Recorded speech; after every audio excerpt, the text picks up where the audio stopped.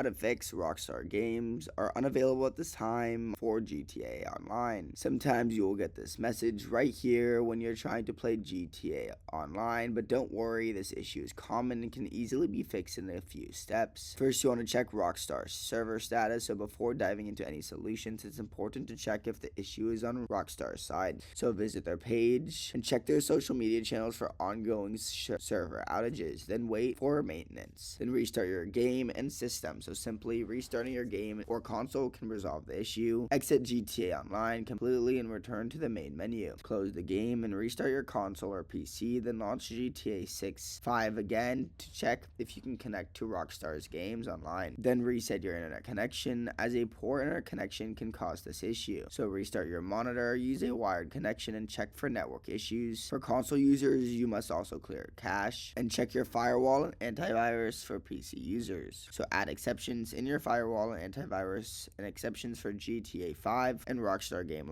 Launcher. If you're unsure, temporarily disable your firewall and antivirus in order to launch GTA 5. If the issue persists though, you may need to contact Rockstar support for further assistance. If this helped you, subscribe.